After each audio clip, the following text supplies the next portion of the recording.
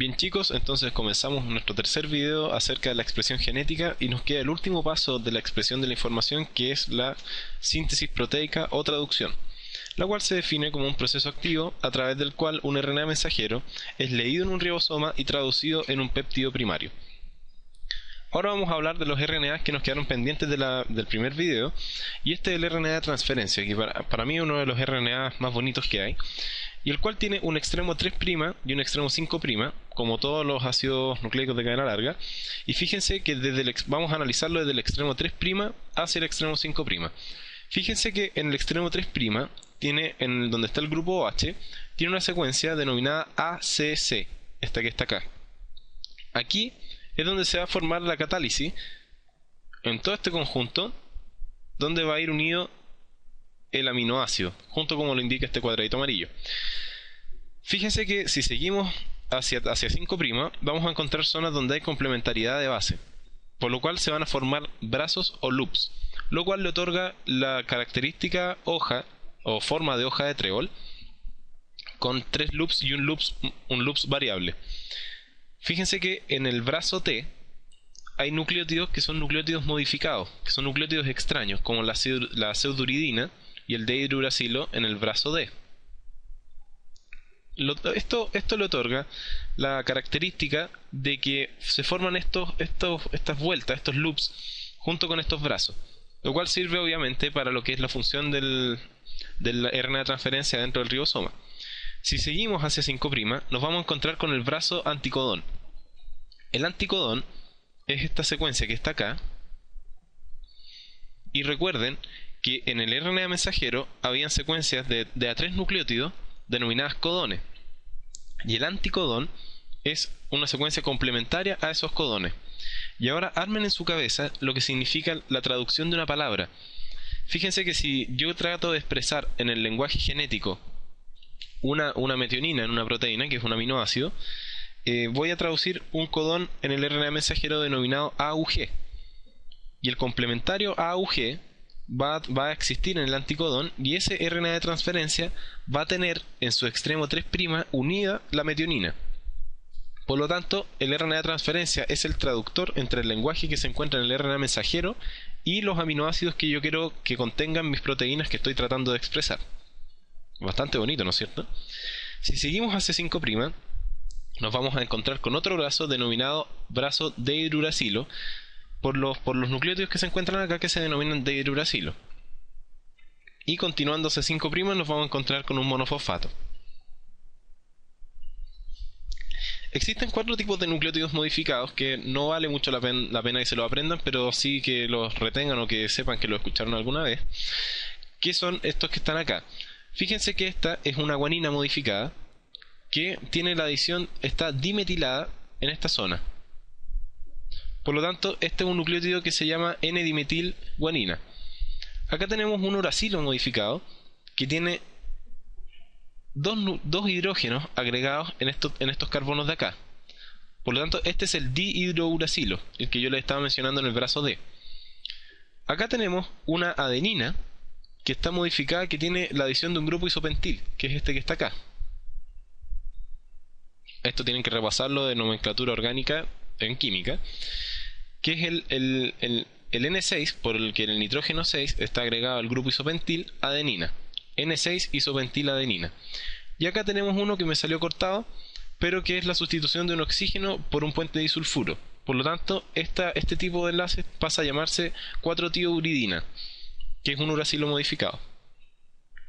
Y acá vemos cuál es la forma real del RNA de transferencia. Vemos que es un poco enredado, pero trae lo que es el aminoácido unido acá. Aquí está el anticodón, que es la secuencia más importante, y aquí están destacados los que son los brazos con los nucleótidos extraños que acabamos de ver. Esto es importante porque para que funcione lo que es la reacción para unir un aminoácido determinado a un RNA de transferencia determinado, tiene que ocurrir que el aminoácido se tiene que adenilar, y después se le va a retirar la adenina para que quede bajo lo que es la unión al RNA de transferencia. Pero esto es básicamente por un punto neto de lo que es la reacción de una enzima determinada que vamos a ver a continuación, que es la aminoacil RNA de transferencia sintetasa. Tienen que recordar que la diferencia entre una enzima sintetasa y una enzima sintasa es que las sintetasa gastan ATP y las sintasa no gastan ATP. Por eso la ATP sintasa no gasta ATP para fabricar ATP. Fíjense que la primera etapa de esto, tenemos la enzima que acá está en verde y se une a lo que es un aminoácido, que en este caso es un triptófano. Y el triptófano tiene una secuencia específica aquí, o sea, la aminoxil y RNA de transferencia sintetasa tiene un sitio activo acá, específico para un tipo de RNA de transferencia que es específico para el triptófano, que tiene este codón. Perdón, este anticodón. Luego de la catálisis, fíjense que se crea este enlace y la molécula final, que se denomina triptófano RNA de transferencia, va a buscar lo que es el codón en el RNA mensajero y por atracción de tipo puente hidrógeno va a quedar ubicado este RNA de transferencia aquí, con lo que es el triptófano, y dejé el grupo carboxilo fuera. ¿Se fijan? Entonces es de esta manera como funciona la traducción. Tengo piezas que tienen determinados aminoácidos que reconocen un lenguaje específico en el RNA mensajero.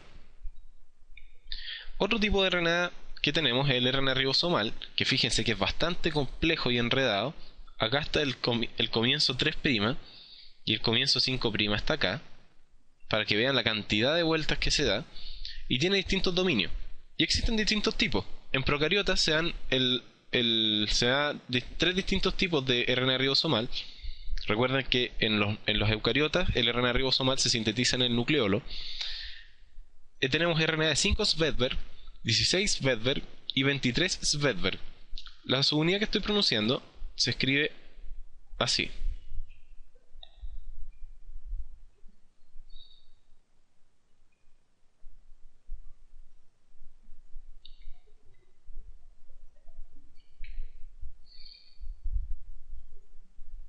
¿Qué significa el coeficiente de sedimentación? El coeficiente de sedimentación es básicamente el peso que tiene el RNA ribosomal en una centrífuga. En eucariotas existen 4 tipos distintos de RNA ribosomal, entre los cuales se destaca el 5S, 5,8 Svedberg, 18 Svedberg y 28 Svedberg.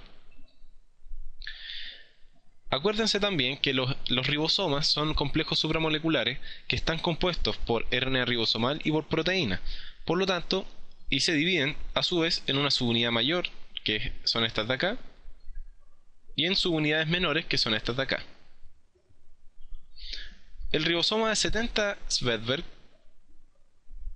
es un ribosoma que se encuentra en células procarionte, y el de 80 Svedberg es un ribosoma que se encuentra en células eucarionte. Esto es muy importante porque lo vamos a analizar después por la actividad de algunos antibióticos. Fíjense que la subunidad mayor en los procariotas está formado por RNA de 5 Svedberg y RNA de 23 Svedberg, y en la subunidad menor está formada por RNA de 16 Svedberg, teniendo 34 proteínas en la subunidad mayor y 21 proteínas en la subunidad menor. En cambio, mientras que la subunidad del mayor de los ribosomas eucariotas está formada por RNA de 5 Svedberg, de 28 Svedberg y 5,8 Svedberg, teniendo aproximadamente 49 proteínas, dentro de las cuales destacan algunas enzimas, y la subunidad menor de 40 Svedberg, que está acá, está formada por RNA ribosomal de 18 Svedberg. Fíjense que aquí nosotros desafiamos a las matemáticas, y aquí mis colegas matemáticos me van a matar, pero 60 Svedberg más 40 Svedberg no suma 100 Svedberg, sino que suma 80 Svedberg, como lo vemos acá arriba. Y en el caso de las procariotas, 50 Svedberg más 30 Svedberg no suma 80 Svedberg, sino que son 70 Svedberg.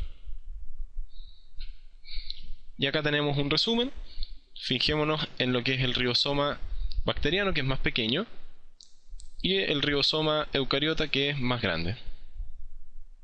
Tridimensionalmente sería una cosa parecida a esto es un esquema, un dibujo, pero sería una cosa así para diferenciar los distintos dominios que tiene esto. Entonces ahora vamos a hablar de cuál es la traducción que tiene el lenguaje genético a través de lo que se conoce como código genético.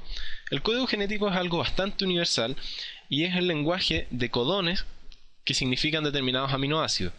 Fíjense que existen muchos codones para traducir distintos aminoácidos. Por ejemplo, existen muchos para lo que es la arginina, muchos para lo que es la leucina y muchos para lo que es la serina, al igual que la valina, la glicina y otros más. Pero hay muy pocos. Por ejemplo, hay un solo codón para el triptófano y hay un solo codón para la metionina.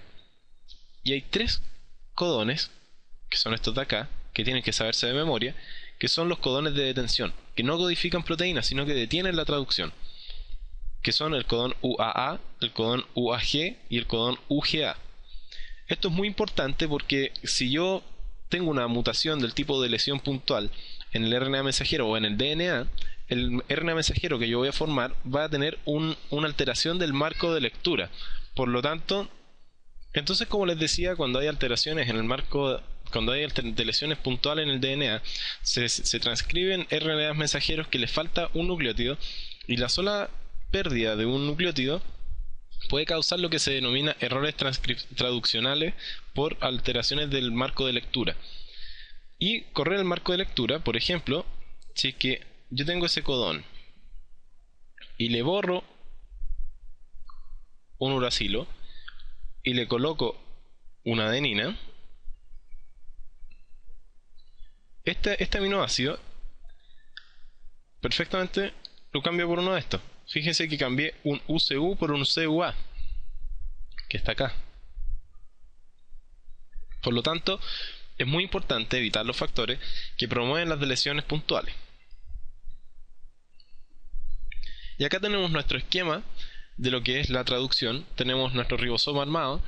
Vemos acá cómo está entrando el RNA mensajero, está siendo leído, y los RNA de transferencia cargados con un aminoácido van entrando y va saliendo un péptido primario que tiene una estructura catenaria, y ya vamos a ver cuál es el destino de él. Entonces, al igual que la transcripción, acá hay una iniciación, una elongación y una terminación, y la iniciación tiene variaciones en su composición en base a lo que es la secuencia de Kozak y la secuencia de Chain-Dalgarno. La secuencia de Kozak es una secuencia de iniciación en eucariotas que le dice dónde tiene que montarse, dónde tiene que comenzar la traducción.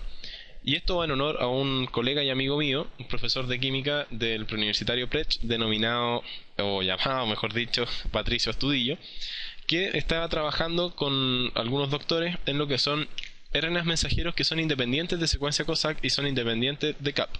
Por lo tanto, tienen que saber que no todos los RNA mensajeros se traducen a través del CAP y a través de la secuencia de Kozak. Y en bacterias predomina lo que es la secuencia de Chain-Dalgarno, que es la que está acá. Esa es la secuencia de Chain-Dalgarno, y aquí se une lo que es, fíjense, el extremo terminal de la subunidad 16S del ribosoma, es decir, de la subunidad menor. Acá se posa la subunidad menor, por lo tanto sabe dónde comenzar la traducción. Y siempre el codón de iniciación de la traducción, tanto en eucariotas como en procariotas, es el codón AUG, que en bacterias traduce la fenilmetionina y en eucariotas es metionina per se. Entonces, así funciona más o menos el esquema de la traducción. Llega un RNA de transferencia al codón complementario a través del anticodón. Llega otro, se crea un enlace entre ellos dos, el ribosoma se desplaza y este RNA de transferencia, que ya no está cargado porque se le corta este enlace, sale y el ribosoma se desplaza, y así entra otro, se crea otro enlace y este vuelve a salir. Y el péptido naciente va elongándose cada vez más. Acá tenemos el esquema del ribosoma como es, la subunidad menor, que está de acá, donde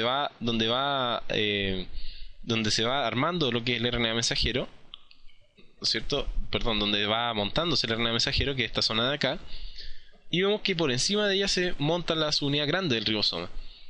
Y esquemáticamente es una cosa así. Tiene dos cámaras. Tiene una cámara llamada sitio P y una cámara llamada sitio A, que están representadas en este lugar. P viene de peptidil y A viene de aminoacil. Y fíjense que el ribosoma avanza de 5' a 3'. Avanza en esta dirección. Y siempre va avanzando en lugares de 3. O sea, los espacios, el espacio P y el espacio A, tienen un ancho de 3 nucleótidos respectivamente para que quepa un codón exactamente en cada uno de ellos. ¿Cómo se lleva a cabo la reacción de la peptidiltransferasa, que es la enzima que crea el enlace peptídico entre distintos aminoácidos? Fíjense que entre lo que es el extremo amino y el extremo carboxilo se crea por condensación el enlace peptídico que está acá, y se corta este enlace que existe entre este RNA de transferencia, y este péptido queda montado sobre este aminoácido. Por lo tanto, este RNA de transferencia queda cargado con todo el péptido, y cuando se desplaza el ribosoma, todo este péptido vuelve a transferirse, por eso se llama peptidiltransferasa, a otro RNA de transferencia, y así sucesivamente hasta que termine la traducción. Esa es la elongación de la traducción. ¿Qué ocurre más o menos de esta manera ahora a nivel real? Tenemos nuestra cadena peptídica que va creciendo, y acá tenemos los codones, y fíjense que aquí va a entrar un anticodón complementario al codón UGG, que es el aminoácido cargado con triptófano, y aquí va a actuar la peptidiltransferasa. Se crea el enlace peptídico entre este péptido creciente y el triptófano. El ribosoma se desplaza, cambiando todo este RNA de transferencia cargado con todo este péptido de la cámara A a la cámara P, y este RNA de transferencia pasa de la cámara P a la cámara exit, por lo tanto se libera, y ese RNA de transferencia libre lo va a ser tomado por la aminoácido RNA de transferencia sintetasa para volver a ser cargado con un aminoácido. Y la terminación ocurre principalmente cuando uno de los 3 codones de terminación cae dentro de la cámara A, que hace que se entre una proteína llamada factor de liberación, y el factor de liberación desacopla a través utilizando agua, sella el extremo carboxilo de la proteína, se libera el péptido, se libera el RNA de transferencia, se desacopla el ribosoma, y el RNA mensajero queda libre nuevamente. Ahora, si queremos resumir todo lo que es la traducción, tenemos que la subunidad menor cargada con metionina entra o interactúa con el RNA mensajero a través del 5', busca la secuencia de iniciación, si es secuencia de iniciación dependiente.